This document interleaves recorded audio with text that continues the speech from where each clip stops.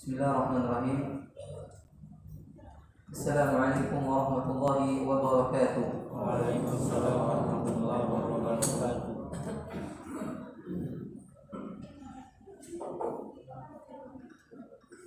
Innal hamdalillah nahmaduhu wa nasta'inuhu wa nastaghfiruh wa na'udzu billahi min shururi anfusina wa sayyiati a'malina.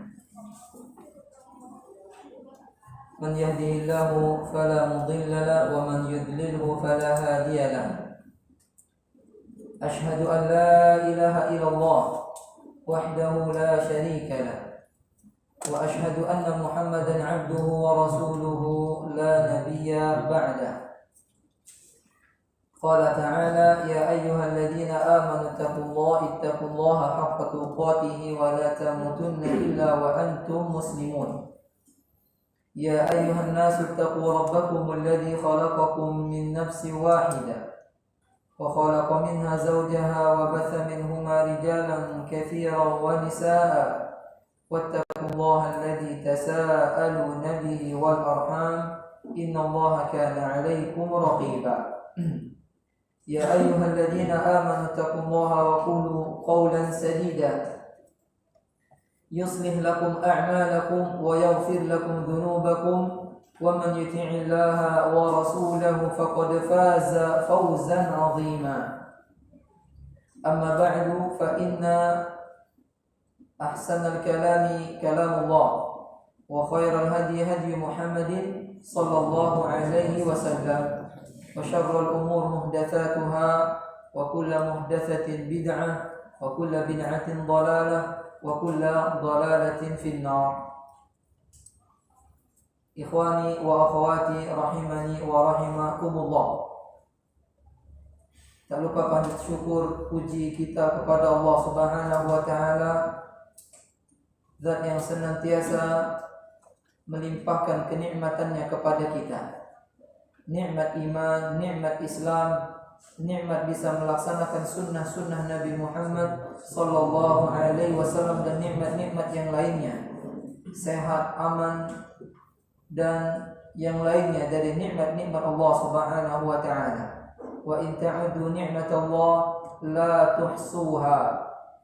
Kalau kalian menghitung-hitung nikmat Allah, niscaya kalian tidak akan bisa menghitungnya. Innal insana la zalumun kafar. Sesungguhnya manusia zalim lagi amat kufur. Salawat dan salam senantiasa tercurahkan kepada baginda Rasulullah Muhammad bin Abdullah sallallahu alaihi wasallam, pada keluarga beliau, anak istri beliau, para sahabat dan orang-orang yang mengikuti beliau sampai akhir zaman. Semoga kita termasuk pengikut Nabi Muhammad sallallahu alaihi wasallam.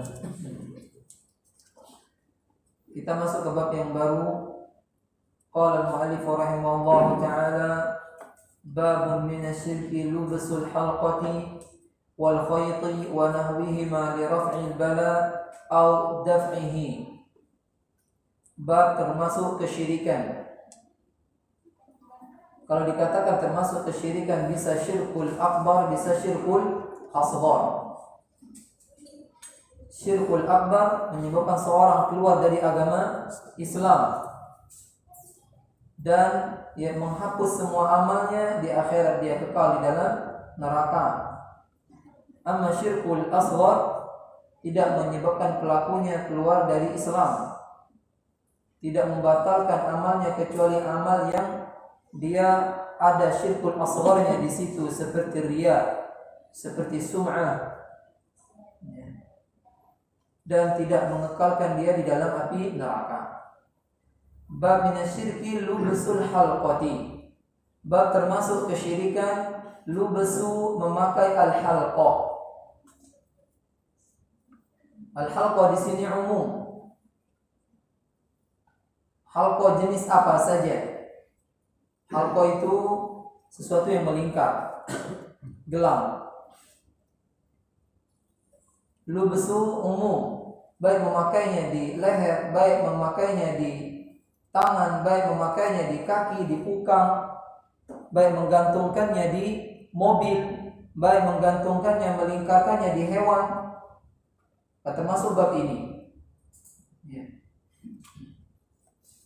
Al-halqah menggantungkan halqah, yaitu gelang, dan umum gelangnya gelang dari nuhas tembaga, gelang dari tali layangan, gelang dari kayu, gelang dari jingo bangle, gelang dari kayu ungleng, gelang dari mani-mani.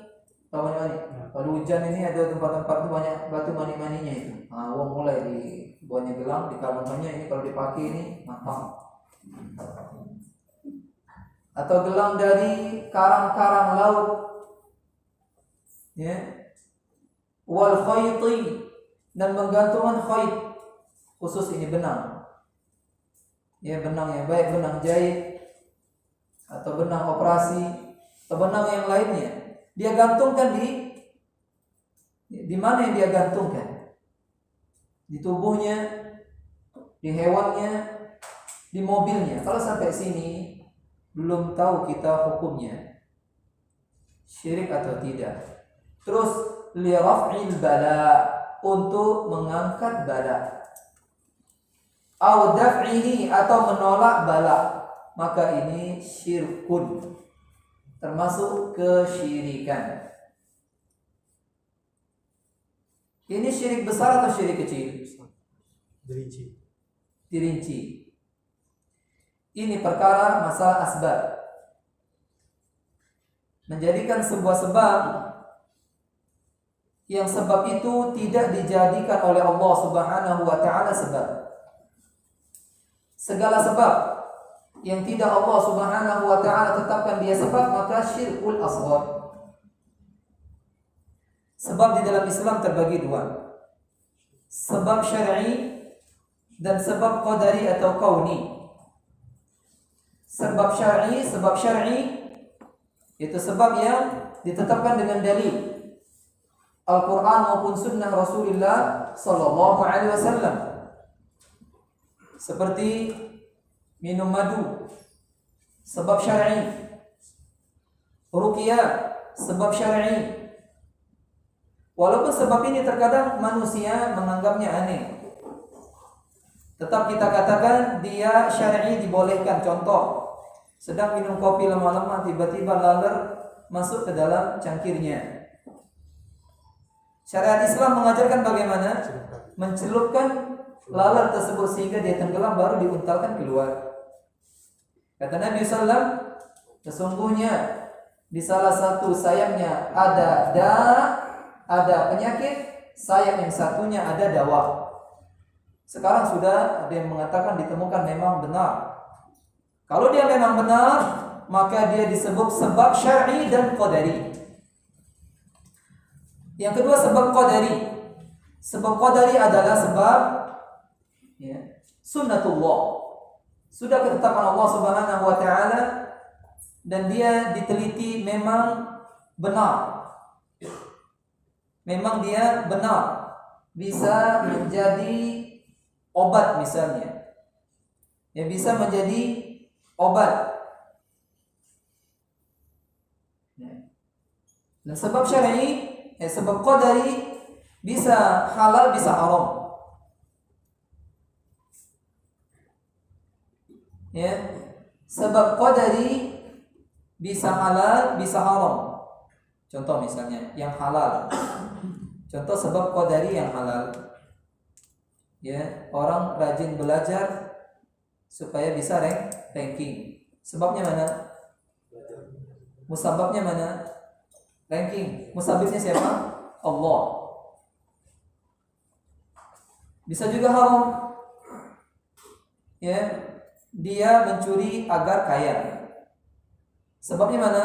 Mencuri. Musababnya kaya. Haram. Walaupun itu semuanya ketetapan dari Allah Subhanahu wa taala. Terkala seseorang memakai gelang, dengan gelang itu dia bisa menolak bala, kebal di kapak, dan mempan di tuja. Ya.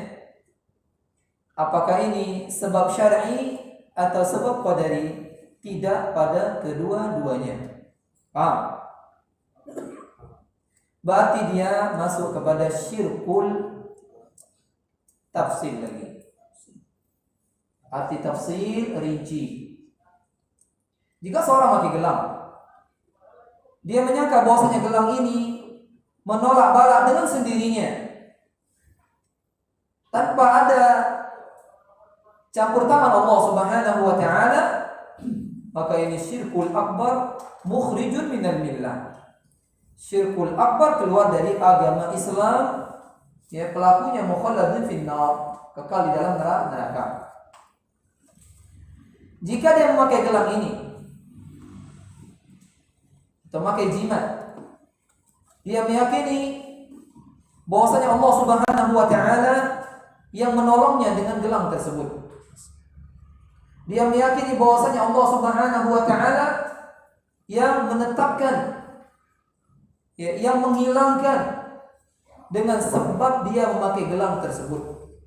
Maka ini syirkul asghar, dan dua-duanya dosa besar. Ingat, syirkul asghar walaupun dia namanya syirik kecil, tapi dia lebih besar dari dosa besar. Dalilnya mana? Perkataan Ibnu Mas'ud, la an ahlifa billahi kadiban ahabbu ilayya min an ahlifa bi ghairillahi shadiqa. Kata Ibnu Mas'ud, aku bersumpah atas nama Allah bohong. Dosa kan? Bersumpah atas nama Allah bohong, dosa kan? Dosa besar, dosa kecil? Dusta, dosa besar. Kalau mendustai orang saja dosa besar, bagaimana berdusta atas nama Allah? Besar lagi dosanya. Tapi kata Ibnu Mas'ud, lebih aku cintai daripada aku bersumpah dengan nama selain Allah jujur. Ini syirkul asghar. Berarti syirkul asghar lebih besar dari dosa berdusta, dan banyak dalil yang lainnya. Ini bahaya syirkul asghar, ya, yang sampai kita memakai yang seperti ini dengan niat menolak bala, dengan niat mengangkat bala. Kalau mendatangkan rezeki termasuk syirik atau tidak? Pun termasuk syirik, karena menjadikan sebab bukan sebab yang Allah jadikan itu sebab. Man ja'ala sababan, barang siapa yang menjadikan sebuah sebab, alladzi la yaj'alullah alladzi la yuthbitullah annahu sabab, fa huwa syirkul asghar. Barang siapa yang menjadikan sebuah sebab yang Allah tidak menetapkan itu sebuah sebab, maka itu syirkul asghar. Orang minum habbatus sauda, ini sebab syar'i atau bukan syar'i? Tahu dari mana itu? Dari sabda Nabi Muhammad SAW. Kata Nabi SAW, habbatus sauda ad-dawa li kulli da. Habbatus sauda, pernah lihat? Nah, ada yang kasar, ada yang sudah cair, ada yang dia masih biji-bijian, ya, ada yang sudah cair. Dua-duanya habbatus sauda. Kata Nabi, ad-dawa li kulli da illa al-mauta. Dia obat segala penyakit kecuali kematian dan hati obatnya. Siapa bisa mengobati mati? Uanglah mati diobati. Silakan banyak panas, melopek baik dia tidak akan hidup. Ya, kalau kematian tidak bisa diobati. Adapun penyakit apa saja, jika dia dikasih habbatus sauda dan dia berkeyakinan bahwasanya Allah memang yang menyembuhkan, bukan obat, maka terangkatlah penyakit itu atas izin Allah Subhanahu wa taala. Catat 3 perkara dalam masalah sebab. Tatkala kita minum obat, ya, tatkala kita melakukan sebuah sebab, maka yang pertama yang harus diperhatikan, dia tidak boleh menjadikan sebuah sebab melainkan apa yang telah tetap bahwasanya itu sebab secara syar'i maupun qadari. Saya ulangi, tidak boleh seorang menjadikan sebuah sebab melainkan apa yang telah tetap,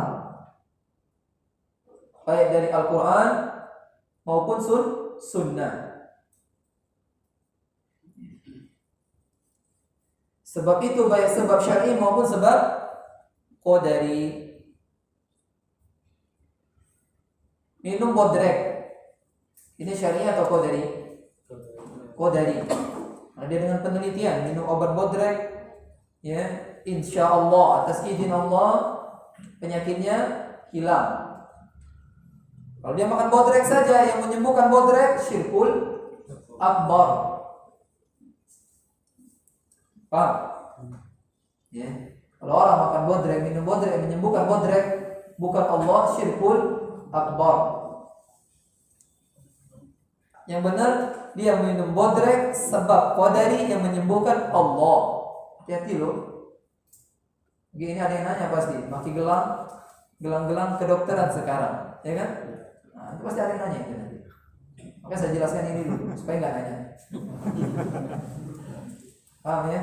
Nah, yang kedua, alla ya'tamida al-'abdu 'alaiha bal ya'tamida 'ala musabbabiha wa muqaddiriha ma'a qiyam bil masyru'. Yang kedua, agar dia tidak bersandar kepada sebab. Tidak boleh bersandar dia kepada obat. Paham? Orang yang bertauhid, orang yang bertawakal kepada Allah Subhanahu wa taala, dia tidak melihat kepada sebab. Bukan makna tidak melihat kepada sebab meninggalkan sebab, harus dipahami. Bedakan. Tidak melihat kepada sebab dengan meninggalkan sebab beda. Seorang yang bertawakal kepada Allah Subhanahu wa taala, dia melakukan sebab tapi dia tidak menoleh kepada sebab. Paham maksudnya? Tapi dia melihat kepada musabbibiha yang menjadikan sebab itu sebab, yaitu Allah Subhanahu wa taala. Nabi Ibrahim alaihissalam tatkala dia tatkala dia sakit, ya Allah katakan wa idza maridtu fa huwa yashfini. Jika aku sakit, kata Nabi Ibrahim, Allah yang menyembuhkan. Ya, tidak boleh dia bersandar kepada sebab tersebut, akan tapi dia bersandar kepada yang mentakdirkan sebab tersebut, yang menjadikan itu sebab. Bersama dia menegakkan sebab tersebut. Seorang yang meruqyah dirinya, membaca Al-Quran, ini syar'i atau qadari? Syar'i. Apakah dia sembuh dengan bacaan Al-Quran tersebut? Tapi Allah Subhanahu wa taala yang menyembuhkan. Tapi sebabnya perantara Al-Quran. Paham? Yang ketiga, an ya'lama,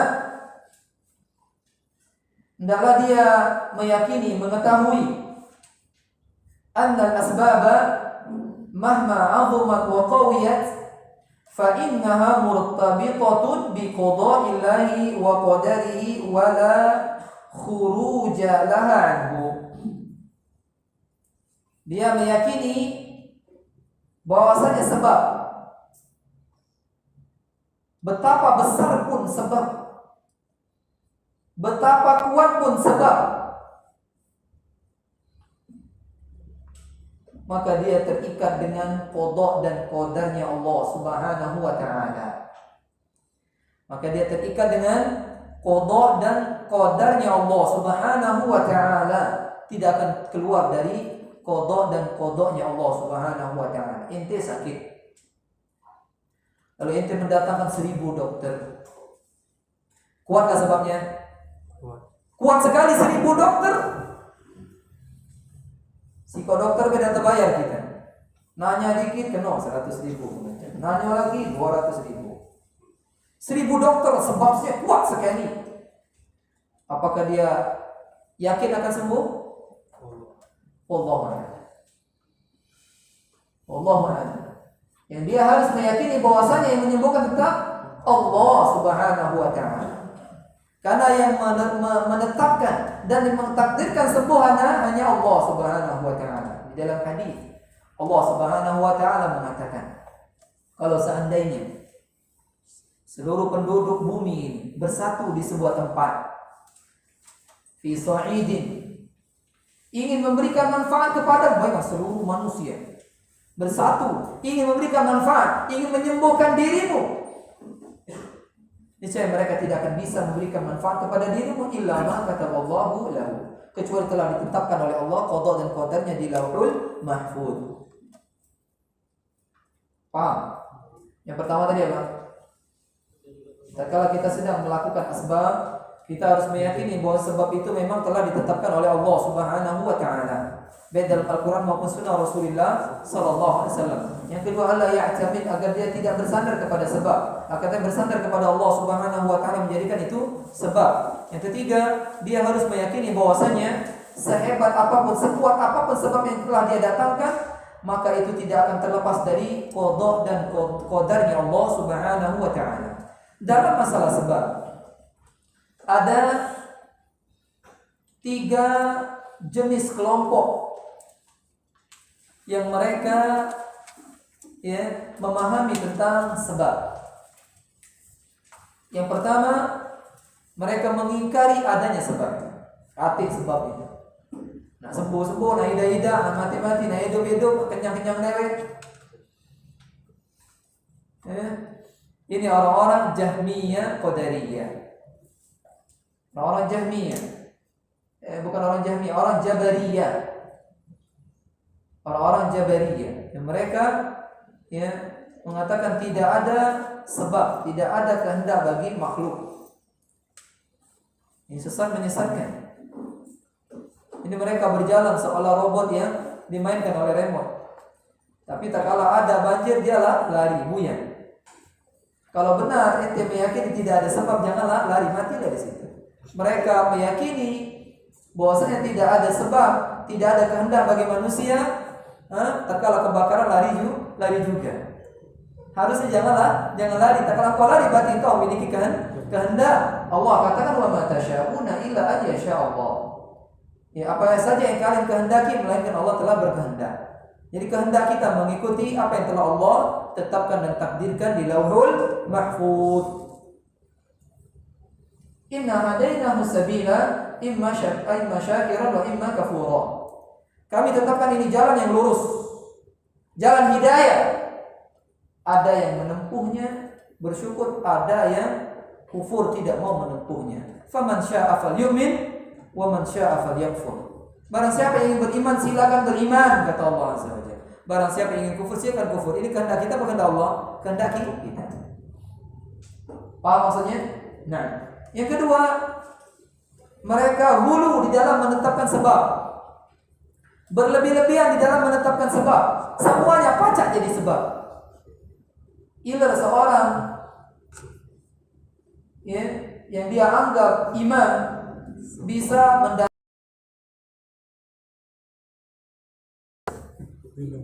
minum. Ini berkah katanya. Tidak Allah tetapkan. Ya. Dan banyak contohnya ini. Nyium tangan bolak-balik. Ya. Dengan mengharap berkah. Kalau tidak mengharap berkah tidak masalah. Menghormati, tapi lebay saja. Kalau dia mengharap di situ ada sebab sesuatu, maka ini syirkul asghar. Ya, hati-hati. Hanya orang yang seperti itu. Ini biasanya ditempuh oleh orang-orang thariqah sufiyah. Ya, orang-orang thariqah sufiyah.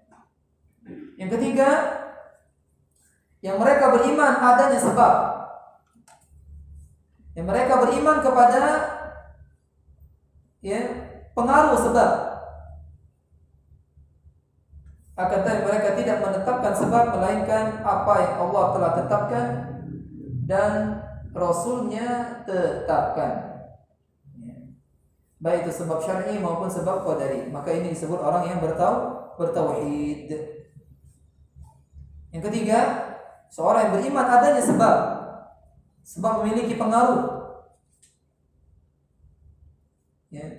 Makanya mereka tidak menetapkan sebab itu kecuali ya sebab-sebab yang telah ditetapkan oleh Allah dan Rasulnya,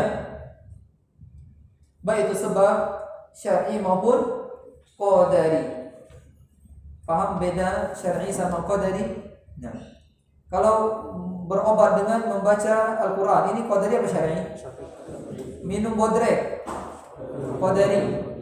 Nah, sekarang ini belum masuk bab kita ya. Seorang datang ke Soidaliyah. Soidaliyah ini apotek. Lalu dia bertanya kepada apotekernya, Mbak atau Mas, ada gelang ini dan itu enggak yang bisa mencairkan darah yang beku atau melancarkan darah atau terus seperti itu? Bagaimana hukumnya? Pakai dulu syirik-syirik ini. Kita tengok dulu. Karena kedudukan gelang ini sama saja engkau minum bodrek. Bodrek diteliti atau cetirizine atau cetirizine. Saya pernah penyakit kaligato. Nah, yang gatal-gatal bentol-bentol. Dia minum cetirizine. Dengan penelitian kedokteran benar. Bahkan orang yang minum ini benar, gatal-gatalnya hilang. Berarti ini sebab qadari. Tapi dia harus meyakini yang menghilangkan gatal tersebut Allah. Karena saya pernah nyoba obat itu gak hilang juga. Karena Allah tidak menetapkannya. Paham? Obat apa aja yang sangat paten, ya, maka yang menetapkan kesembuhan, mengurangi sakit atau tidaknya Allah Subhanahu wa ta'ala. Ada obat gigi apa namanya, paten, harganya itu bisa 18.000. Beda dengan Panadol atau beda dengan apa namanya, paracetamol, harganya 5.000 dapat sekantong asoy. Obat ini sebiji 18.000. Saya pernah coba obat itu, katanya paten banget, ternyata masih sakit juga, bahkan hampir melompat-lompat sampai tidak hilangnya. Oh, ternyata ini kesembuhan bukan karena obat. Karena Allah Subhanahu wa ta'ala. Di orang iya, karena Allah tetapkan kesembuhan bagi dirinya. Pada ente Allah belum tetapkan kesembuhan. Bukan Allah tak mau, tapi itu ketetapan Allah Subhanahu wa ta'ala. Bisa jadi Allah tidak menyembuhkan engkau dengan obat paten tersebut. Ya, bisa jadi ini hikmah semuanya perbuatan Allah Subhanahu wa ta'ala. Bisa jadi Allah ingin menghapuskan dosa-dosamu yang masih ada. Seperti itu. Makanya kita terhadap Allah Subhanahu wa ta'ala, baik sembuh maupun tidak sembuh, semuanya ada hikmah. Walaupun hikmahnya kita tidak tahu. Karena Allah mengatakan tentang dirinya, ana inda dhanni bi falyadhunnu bima syaa. Aku tergantung sangkaan hambaku kepadaku. Jika dia menyangka baik, ya, maka kebaikan bagi dirinya. Jika dia menyangka kepadaku keburukan, maka keburukan bagi dirinya. Seperti itu. Kalau kita belum sembuh, kita menyangka kayaknya Allah ingin menghapuskan dosaku, gugur semua dosamu. Karena ini janji Allah Azza wa Jalla. Dan kalau kau menyangka caknya Allah ini, ya, Allah akan memberikan cak-caknya itu. Hati-hati. Ya, hati-hati hal yang seperti ini. Nah, saya mana tadi? Gelang. Nah, saya akan membacakan atau menyebutkan pertanyaan seperti yang diutarakan kepada Syekh bin Baz rahimahullah taala rahmatan wasi'an wa nawwara lahu fi qabrihi nuran. Syekh bin Baz pernah ditanya tentang orang-orang yang mereka memakai gelang. Yang gelang ini baik terbuat dari tembaga atau dari besi atau dari apa, dengan alasan secara ilmu kedokteran bisa memberikan manfaat ini dan itu. Beliau mengatakan, ya, yang maknanya lebih baik ditinggalkan saddan lidzari'ah. Saddan lidzari'ah ila syirki. Lebih baik ditinggalkan, ya, ini menutup jalan pintu menuju kesyirikan. Berapa banyak orang di awalnya iya, itu dapat resep dari dokter. Lama-lama, caknya hebat juga ini gelang. Lalu gelang inilah akhirnya jatuh kepada kesyirikan. Awalnya qadariyah, awalnya dia meyakini itu qadari, sehingga dia keluar dari syar'i maupun qadari, sehingga dia jatuh kepada syirkul asghar, bahkan bisa jatuh kepada syirkul akbar. Tapi kalau secara penelitian benar, manfaatnya yakin, bukan bukan ittiham, bukan wahm, bukan cuma sangkaan. Benar-benar kalau maki itu yang harusnya dia stroke, jadi darahnya lancar, hilang stroke-nya, maka ini tidak ada kesyirikan sama sekali.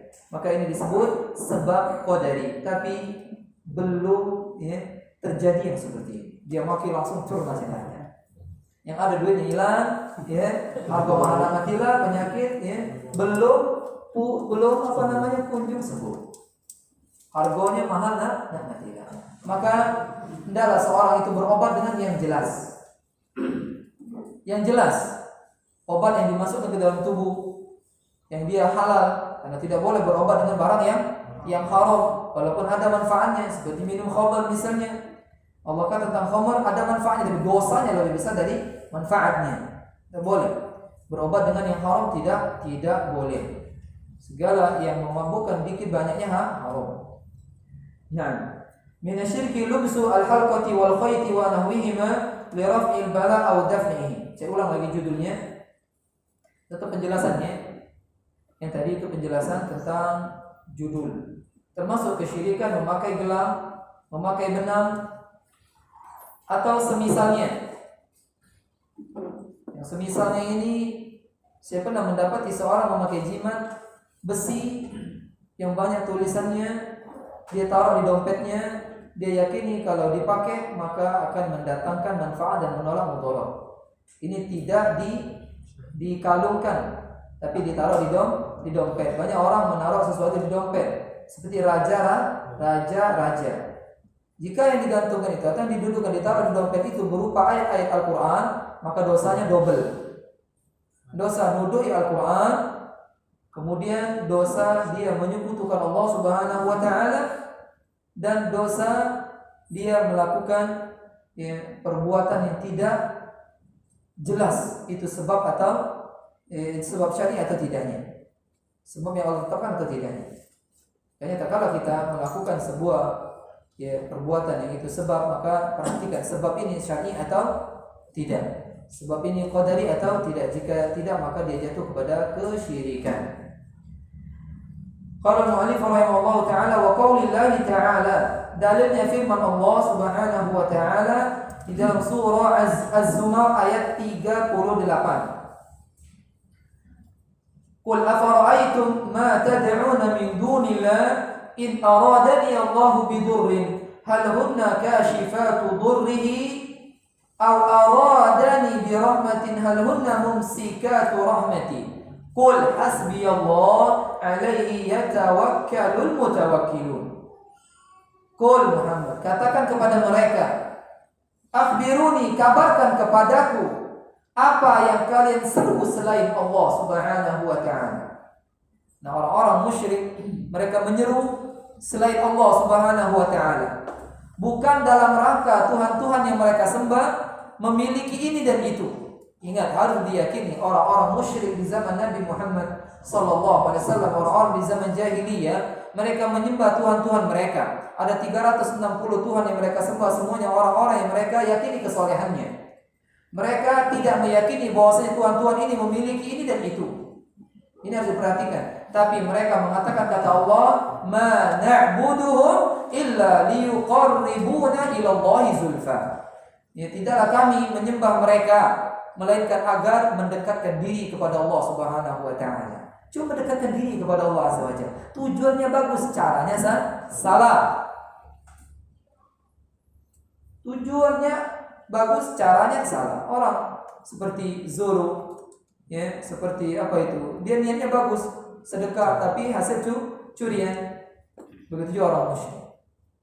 Tujuan dia bagus, mendekatkan diri kepada Allah, tapi menyembah berhala. Mereka tidak pernah meyakini berhala itu mendatangkan rezeki, memberikan rezeki, memberikan anak, memberikan jabatan. Tidak, mereka meyakini itu.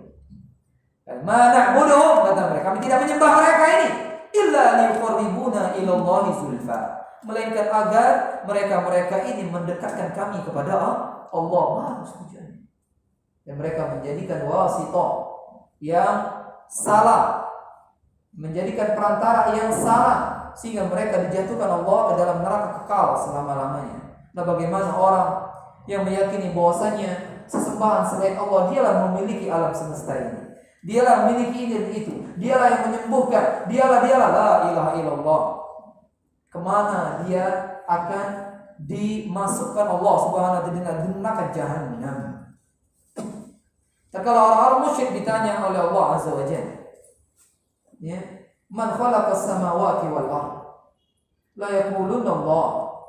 Kalau orang musyrik ditanya, siapa yang menciptakan bumi dan langit ini? Mereka mengatakan Allah. Saya berikan kalian rezeki. Allah. Allah semuanya.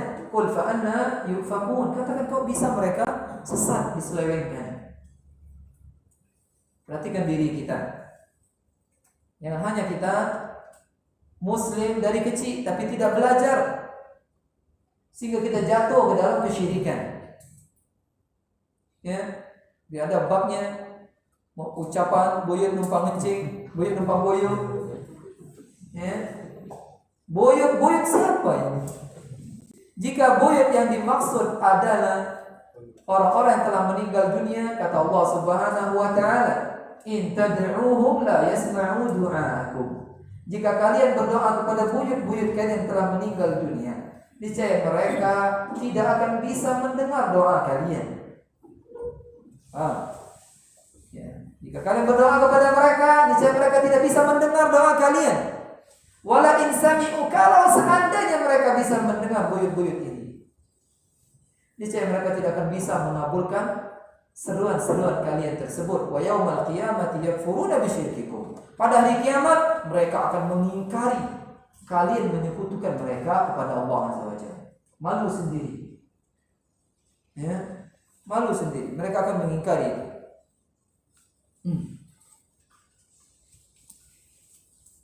Qul afara'aytum, katakan, kabarkan kepadaku apa yang kalian seru selain Allah.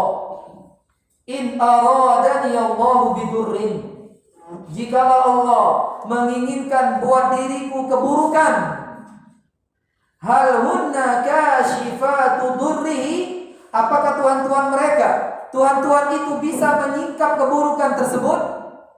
Ini istifham tapi istifham ingkari. Istifham tidak butuh jadi jawab. Dia bentuk question tapi tidak butuh dijawab. Kalau Allah menghendaki kita keburukan, siapa yang bisa menolaknya? Tidak ada. Hanya Allah yang bisa menolaknya. Siapa saja tidak bisa menolak kehendak Allah, baik itu kehendak yang baik maupun kehendak yang buruk. Au aradani bi rahmatin, atau Allah menginginkan kepadaku rahmat, memberikan rahmat kepadaku. Apakah mereka tuhan-tuhan itu bisa menahan rahmat Allah Subhanahu wa taala? Tidak akan bisa menahan rahmat Allah Azza wa Jalla. Ini ya nasihat ujangan bagi orang-orang yang hasad.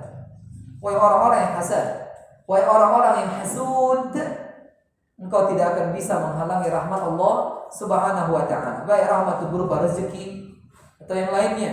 Rezeki baik berupa anak, berupa mobil, berupa rumah, istri yang cantik, anak yang banyak, engkau tidak akan bisa menghalanginya. Karena semuanya atas kehendak Allah Subhanahu wa taala. Jika orang yang hasad, dia memahami ayat dengan baik, hilang hasadnya. Dan dia akan hidup dengan lapang dada. Dia akan menerima. Ya, dia akan qanaah di atas apa yang telah Allah berikan kepada dirinya dari rizki dan rahmat Allah Subhanahu wa taala. Qul hasbiyallah, katakan hasbiyallah, hanya Allah yang mencukupi diriku. Hanya Allah yang menolong diriku. Hanya Allah yang melindungi aku.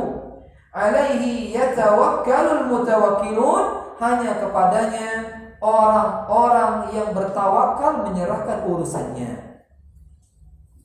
Orang bertawakal, orang-orang mukmin, dia serahkan urusannya kepada siapa? Allah Subhanahu wa taala. Naam, dia melakukan sebab, tapi hasilnya dia serahkan kepada Allah Subhanahu wa taala. Ayat ini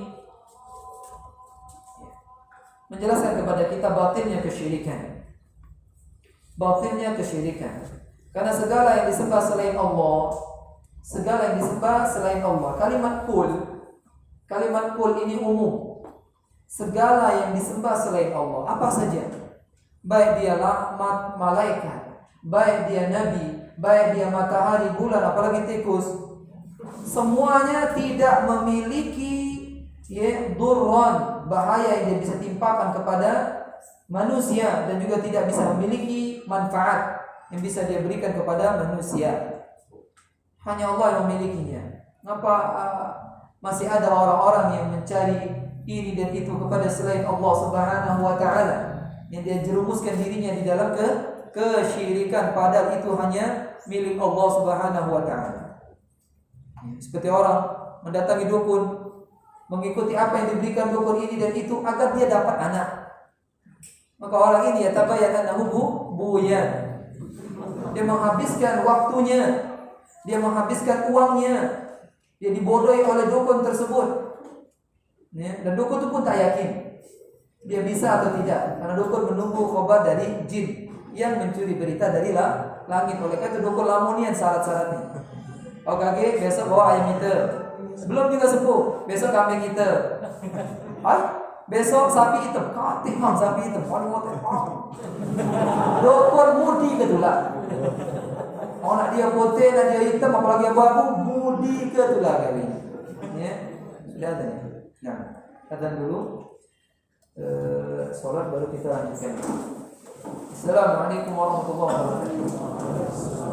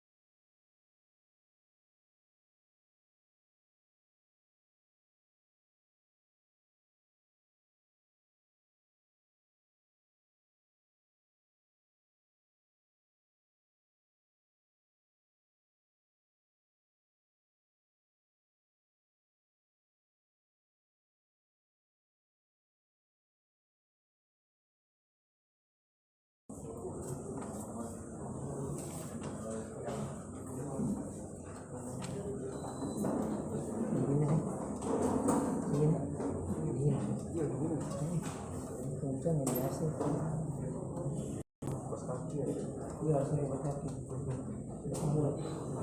Berkemul.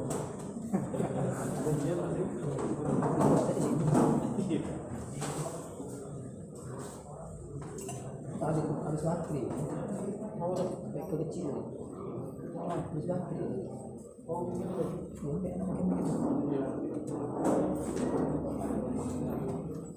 Mana budak ni kau habis.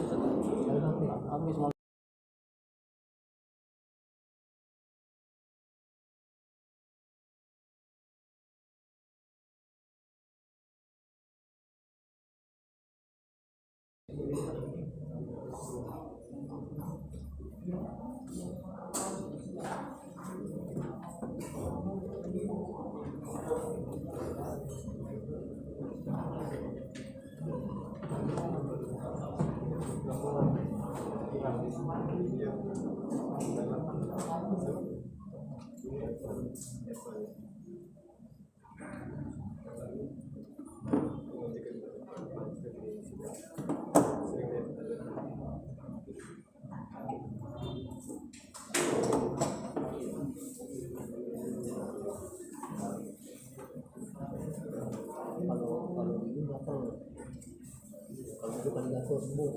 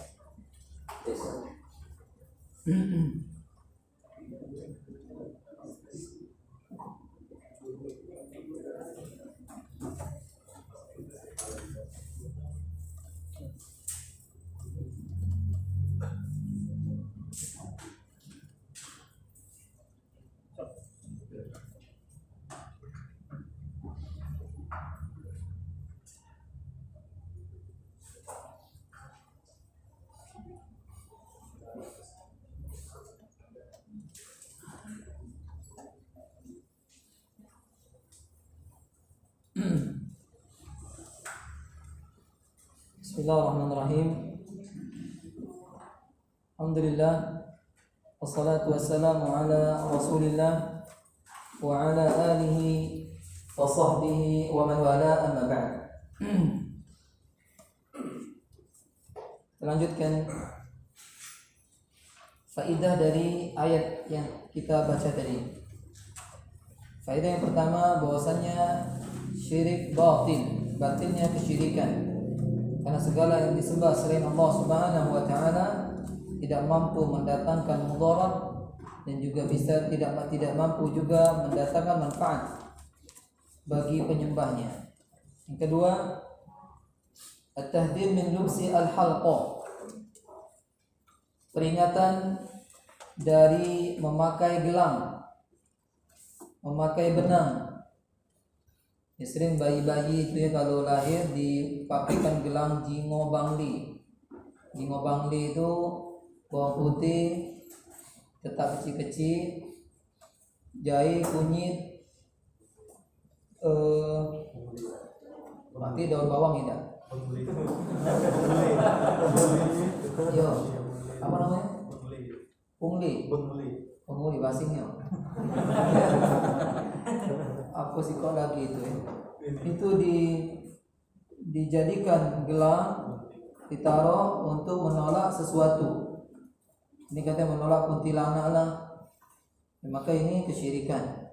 Termasuk juga orang yang hamil, ya di bawah kasurnya atau di bawah ranjangnya ditaruh gunting dan sapu lidi.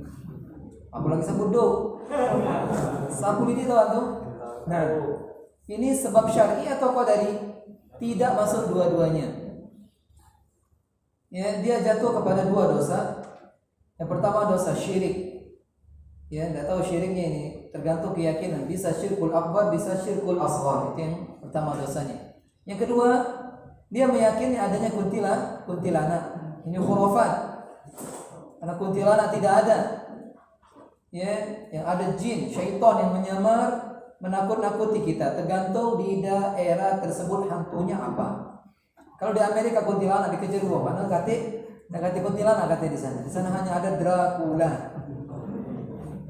Ya di Cina Dracula pun gak laku. Yang laku hanya vampir. Dan penangkalnya juga hanya tempel. Subhanallah.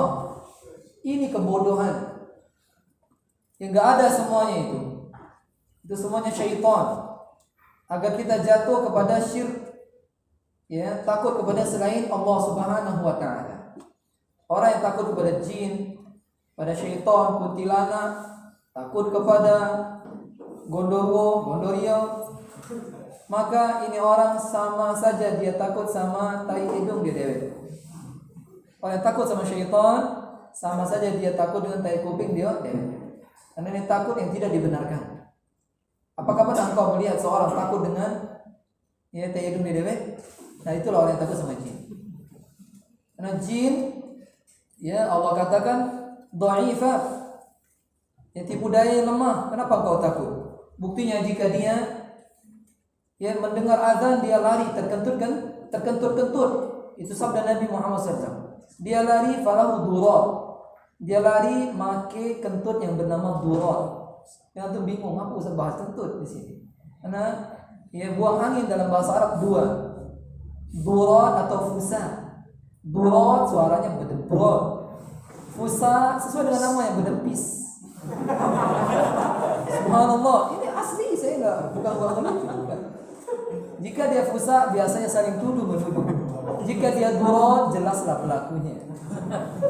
Paham? Nah, syaitan kata Allah yuwaswisu fi sudurin nas minal jinnati wan nas. Syaitan Allah sifati dia khannas. Idza dzukirallahu 'indahu yatakhannas atau ikhtanasa. Syaitan itu jika ada orang berzikir dia sembunyi. Ini menunjukkan dia lemah sekali. Dengan zikir dia lari. Lah kok ada orang menyembah syaitan? Kebuyan orang ini. Subhanallah. Syaitan selama itu disembah. Banyak orang menyembah syaitan. Bahkan ada satu negara, kata Nabi SAW, syaitan dia memasang tanduknya terkala matahari terbit dan terbenam. Oleh karena itu mereka sujud dan rukunya terkala terbit dan terbenam. Maka bodohnya mereka. Percuma mereka bisa buat ini dan itu, sampai sini sampai situ kalau mereka masih menyembah kepada makhluk Allah Subhanahu wa taala. Ingat, kullu ma siwallahi alam. Segala selain Allah makhluk. Selain Allah semuanya alam. Alam semesta ini makhluk. Semuanya tidak boleh disembah. Tidak boleh disekutukan kepada selain Allah Azza wa Jalla. Baik itu nabi yang dekat dengan Allah, nabi yang diutus, atau juga malaikat yang dekat dengan Allah, semua tidak boleh. Ya. Peringatan dari memakai gelang, benang atau selainnya dalam rangka mendatangkan manfaat atau menolak mudarat. Jika ada seorang laki-laki memakai gelang dan kalung, apa kita nyatakan dia menyekutukan Allah? Tanya dulu. Tidak ada hadisnya. Nanti pakai gelang, pakai kalung ini ngapo? Ngapo kau? Kendak aku katanya. Dia tidak terlepas dari dua. Ima dia syirik karena dia memakai itu dalam rangka menolak mudarat atau mendatangkan manfaat. Yang kedua tasyabbuh bin nisa. Dia memakai itu menyerupai perempuan. Kata Nabi, "Man tasyabbaha biqaumin fahuwa minhum." Barang siapa menyerupai suatu kaum, maka dia termasuk mereka. Jadi kalau laki-laki dia menyerupai kaum, maka dia banci. Tahu banci? Nah, enggak boleh, dua-duanya enggak boleh. Kalau pakai jam bukan gelang. Paham? Jam bukan gelang. Kalau jam dipakai di leher, orang buyan. Tidak ada orang pakai jam di leher. Kalau di betis, berarti dia meniru sapi. Pakai jam di betis, di kaki, ya, atau di matok kaki, maka ini menyelisih urf, menyelisih adat istiadat. Yang ketiga, yang kedua masih li'annahu syirkun, karena memakai gelang menolak mudarat mendatangkan manfaat, dia syirik sama seperti syirik yang diinginkan kepada asnam. sama syirik yang diinginkan kepada patung-patung. Saya nanya antum, patung-patung ini sebab syar'i atau qadari? Tidak dua-duanya. Oleh karena itu jatuhnya kepada syirik, tapi syiriknya pasti syirkul akbar. Karena jelas sesembahan selain Allah Subhanahu wa taala. Yang diinginkan sama, mendatangkan manfaat, menolak mudarat. Patung-patung, sonam-sonam yang disembah selain Allah Subhanahu wa taala. Allah sebutkan tentang mereka di dalam surah Al-Hajj. Kata Allah Subhanahu wa taala, "Ya ayyuhan nas duriba mathalun fastami'u lahu." Wahai manusia, telah dibuat suatu perumpamaan, maka dengarkanlah perumpamaan itu. Innal ladina tad'una min dunillah. Sesungguhnya segala yang kalian seru selain Allah Subhanahu wa taala, la yakhluqu dzubaban. Mereka tidak bisa menciptakan satu dzubab. Seekor lalat pun, lalat tidak bisa dia ciptakan. Walau ijtama'u, walaupun semua berhala itu berkumpul, mereka tidak akan bisa menciptakan satu lalat. Wa in yaslubahumudz dzubab, dan seandainya jika lalat itu merampas sesuatu dari mereka, la yastankidhuhu min, mereka tidak akan dapat merebut dari lalat itu. Bayangkan, itu pernah jenguk patung, ya, tertempel di hidungnya patung itu lalat, pacak dia ngusir. Kalau antum, ya, ada lalat pasti itu main. Nyengok sapi, kalau lalat bergoyang-goyang dia. Nah patung gak goyang, gak baca, ngusir gak baca. Apa yang tertaruh di depan dia diambil hewan berkepala, dia tidak bisa mengejarnya. Kata Allah, da'ufat talibu wal matlub, sama lemahnya yang menyembah dan disembah, sama-sama ya lemah, kata Allah SWT. Da'ufat talibu wal matlub, yang menyembah dan yang disembah sama-sama lemah, sama-sama buyar. Ya, kata Allah, mereka itu zaluman jahula. Jahul itu kalau bahasa kita buyan. Orang-orang manusia yang amat zalim lagi amat buyan. Dia diciptakan Allah akal, dia tidak gunakan akalnya untuk menyembah sang pencipta. Dia gunakan akalnya ya dengan sesuatu yang sangat-sangat menghinakan dirinya, dunia akhirat. Bayangkan dia menyembah tikus, dia menyembah monyet, dia menyembah sapi. Bahkan ada yang mengagungkan kerbau. Tidak usah jauh-jauh ke India sana, ada di Indonesia, di mana Solo sana. Ya, Mbak apa namanya? Mbak Selamat. Ada kira memang asli Mbak Selamat. Mbak ini yang tidak tahunya kerbau. Lalu 10 Muharram rebutan tahi kebo. Tahu kebo antum? Kebo bukan orang. Kebo itu hewan.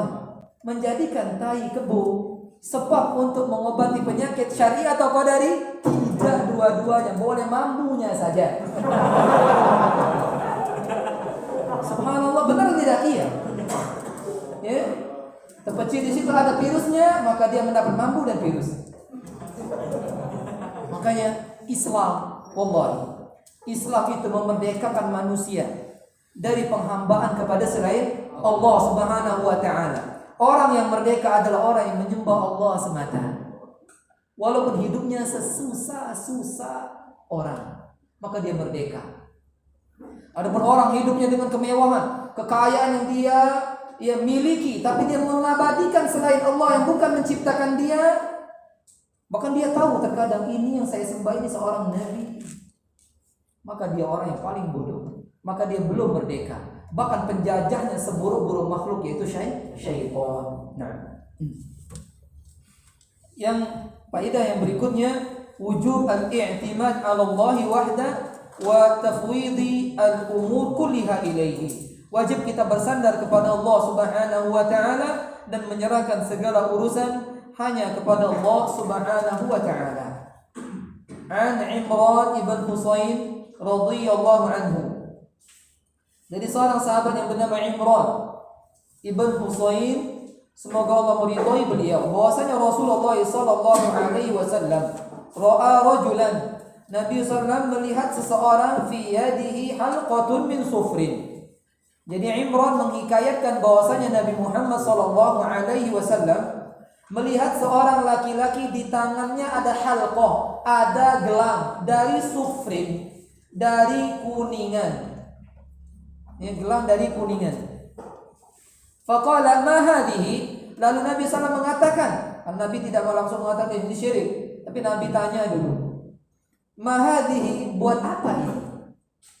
Dia tanya dulu, jangan langsung syirik akbar, syirik kecil ya. Musyrik ente, tanya dulu. Ya. Bisa jadi dia pakai gelang itu nutupi kurap yang ada di pergelangan tangannya. Kita tidak tahu, makanya Nabi bertanya, "Ma hadhihi?" Apaan ini? Buat apa ini? Orang ini mengatakan, langsung dia jawab, "Minal wahina." Ya, minal wahina. Ini dari wahina. Wahina ini adalah penyakit yang menimpa abot, yang menimpa otot tangan sehingga tangan menjadi sakit mu'lim, nyeri. Lalu dia taruh ini di sini dalam rangka menolak penyakit ini, wahina. Menolak dari penyakit wahina. Ya. Faqal, kata Nabi, inzi'ha, putuskan dia. Putuskan gelang ini, kata Nabi SAW. Fa innaha la taziduka illa wahnan. Sesungguhnya gelang ini tidaklah menambah buat dirimu melainkan kelemahan, tambah lemah inti. Fa innaka law mutta, dan engkau jika mati, meninggal dunia, wahia alaika, gelang itu ada pada dirimu, ma aflahta abadan, engkau tidak akan beruntung selama-lamanya. Maksudnya engkau akan masuk neraka. Nabi tidak menanyakan orang ini, ente sudah paham syirik kecil atau ya tidak. Nabi tidak menanyakan ente paham atau tidak syirik besar. Nabi tidak menanyakan itu. Nabi langsung mengatakan, jika engkau mati, ya gelang ini ada padamu. Maknanya jika engkau mati tidak bertobat, gelang ini ada pada engkau selama-lamanya di neraka. Ini dijadikan dalil oleh para ulama bahwasanya tidak ada uzur bagi orang-orang yang jatuh di dalam kesyirikan gara-gara kebodohannya. Dia masuk neraka, kekal di dalam neraka. Hati-hati. Ini keluarga kita diperhatikan. Adakah di antara mereka yang maki jimat? Adakah di antara mereka yang hobi masih percaya ini itu bisa mendatangkan manfaat dan mudarat? Ada sebagian kita masih menyimpan keris, menyimpan gading babi. Tahu gading itu gading babi disimpan. Ya, kemudian gading gajah yang dia meyakini ada manfaatnya atau menolak mudarat, maka ini cepat-cepat diobati orang-orang seperti ini sebelum mereka meninggal dunia. Bukan yang hanya itu saja, banyak orang kadang memiliki suatu benda yang dia anggap aneh, yang dia anggap ini sesuatu yang menakjubkan, bisa mendatangkan manfaat dan menolak mudarat, maka ini adalah perbuatan syirik yang dikhawatirkan dia berada di dalam neraka bisa selama-lamanya. Jika syirkul akbar, maka dia bisa lama sekali terserah Allah Subhanahu wa taala. Jika dia syirkul asghar, tapi dia tidak kekal.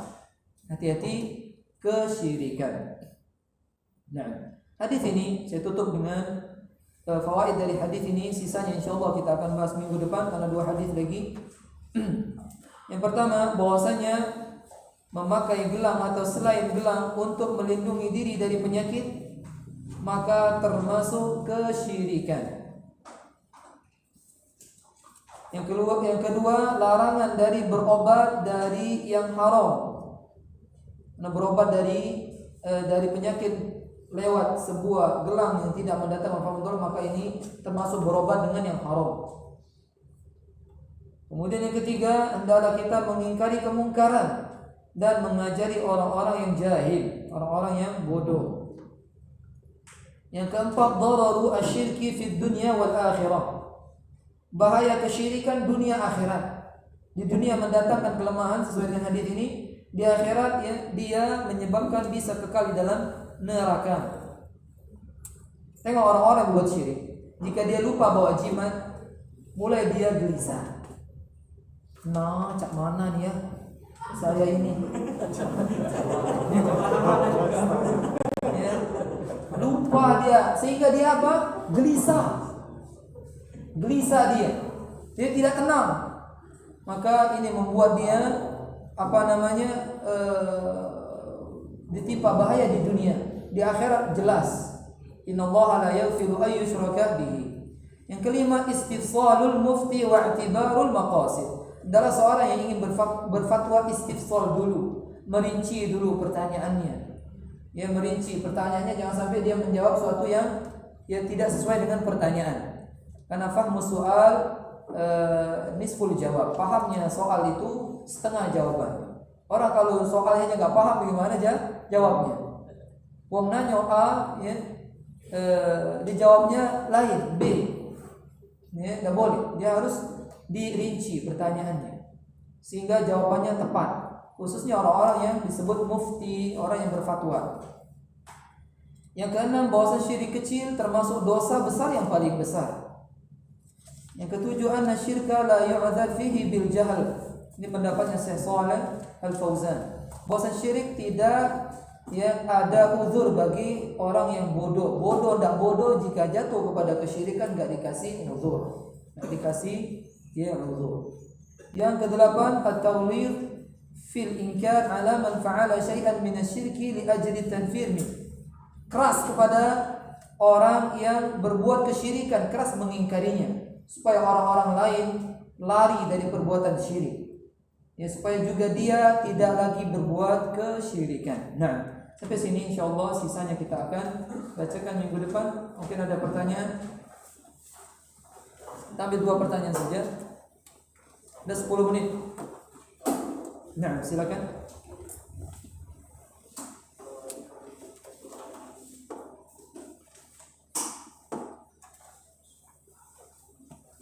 Yang dari ini enggak ada. Nah, berarti paham. Alhamdulillah. Jangan nanya tentang gelang, Cak. Gelang apa? Gelang listrik, gelang ini, gelang itu. Karena sudah dijelaskan di awal, alhamdulillah. Ya, semua jawabannya ya sudah ada. Alhamdulillah.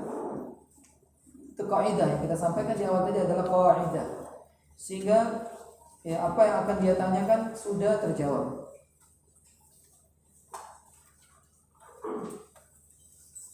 Mohon Ustaz sedikit menjelaskan kekeliruan pada tarekat sufi yang dianut tarekat.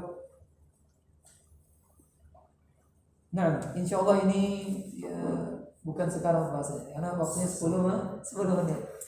Insyaallah Anda jelaskan nanti ada kajian khusus tentang tarekat sufi ya. Enggak bisa sekarang, habis waktunya. Anak-anak kalau udah jelasin itu susah berhenti. Nah, pertanyaan yang lain. Nah, karena tarekat itu bertingkat-tingkat. Nah, sufiyah itu pun bermacam-macam. Tidak mungkin kita selesai 10 menit. Nah, yang lain. Tidak usah. Sampai lagi. Assalamualaikum. Waalaikumsalam warahmatullahi wabarakatuh. Terima kasih. Ini pertanyaannya masih ada kaitan sama kesyirikan, cuman beda dari pembahasan. Ini pas sholat. Pas sholat itu kan banyak ingat Allah kan. Nah, misalkan pas lagi baca Al-Fatihah. Pas lagi baca Al-Fatihah itu kepikiran atau terbayang hal yang lain. Misalkan atasan kita atau keluarga kita misalkan pas iya karena berdua iya karena selain kan itu maksudnya kan untuk Allah kan ya. Tapi pada saat itu kita tuh entah terbersit entah kebayang apa orang tua kita misalkan namun itu intinya tidak khusyuk gitu. Ya, tidak khusyuk. Apa itu termasuk kesyirikan? Nah, apakah seorang yang tidak khusyuk di dalam sholat mengingat sesuatu, mengingat orang tuanya dan selainnya dari manusia, dari makhluk Allah Subhanahu wa taala termasuk kesyirikan? Jawabnya tidak. Yang khusyuk bukan syarat diterimanya sholat, bukan juga rukun sholat. Maka dia tidak termasuk kesyirikan. Orang yang tidak khusyuk sholatnya, maka sholatnya tetap diterima oleh Allah Subhanahu wa taala jika dia telah melaksanakan syarat-syarat dan rukun sholat. Ya. Karena di dalam hadis Nabi SAW mengatakan yang maknanya ada seorang sholat itu dapat 1/10, 1/9, 1/8 tergantung tingkat kekhusyuannya. Oleh karena itu Allah Subhanahu wa taala menyebutkan di dalam surah Al-Ma'un Ara'aita alladhi yukadzibu bid-din fadzalika alladhi yad'u al-yatim wa la yahuddu 'ala ta'amil miskin fawailul lil musallin. Celakalah orang-orang yang salat. Alladzina hum an salatihim sahun. Yang mereka lalai dari salatnya. An. Allah tidak katakan fi. Dengan pentingnya bisa bahasa Arab. Allah tidak katakan fi salatihim. Kalau Allah katakan fi salatihim, semua kita orang-orang yang mendustakan hari berbangkit. Orang-orang yang lalai di dalam salat. Kata ada seorang ulama mengatakan, alhamdulillahilladzi, segala puji bagi Allah Subhanahu wa taala yang mengatakan an salatihim bukan fi salatihim sahun. Beda maknanya. An sama fi dua-duanya huruf jar. Tatkala Allah mengatakan fi salatihim, di dalam salatnya siapa orang yang tatkala dalam salatnya tidak lupa, tidak lalai, semuanya lalai. Nabi Muhammad SAW pernah lupa dalam salat? Pernah. Nabi zuhur harusnya 4 lupa Nabi SAW. Ya. Bahkan ada orang yang ketiduran, subhanallah. Ya, orang baca dalam akhir surat Watini wa Zaitun. Gimana akhirnya? Gimana akhir dari surah Watini wa Zaitun? Gimana? Alaihissallahu bi ahkamil hakimin. Di samping mana dulu orang itu? Ngantuk. Ada minnya kan ujungnya? Amin kata dia. Ngantuk dia. Ngantuk. Nak ketahui macam mana ini? Ya kan? Dia ngantuk, dia lalai. Dia tidak berdosa. Dia tidak berdosa. Ya, karena kantuk itu bukan kehendak manusia. Yang enggak ngantuk, enggak tidur hanya Allah Subhanahu wa taala. Ya. Innallaha tajawaza an ummati al-khata' wa nisyan wa mastukrihu alaihi. Allah memaafkan dari hamba-hambanya.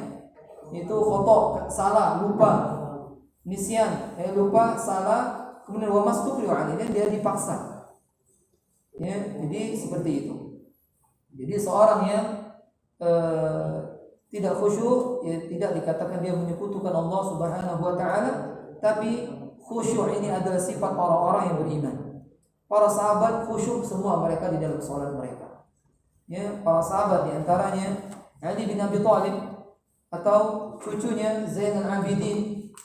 Ya, tatkala seperti Ali radhiyallahu anhu sebelum menghadap Allah di tempat wudunya sudah gemetar. Di tempat wudu sudah gemetaran. Kalau ditanya kenapa sebentar lagi menghadap Allah, sama aja kita gemeter, kedinginan. Pas sholat pun ada yang gemeter, saking banyak ketahu. Sudah sholat masih berbicara tentang dunia. Imam sudah takbir. Wah, gaji apa tadi? Kalau dari siang malau aku, tinggalkanlah masalah dunia itu. Kalau kita telah menghadap kepada Allah Subhanahu wa taala. Subhanakallahumma bihamdika asyhadu an la ilaha illa anta astaghfiruka wa atubu ilaik. Assalamualaikum warahmatullahi wabarakatuh. Waalaikumsalam warahmatullahi wabarakatuh.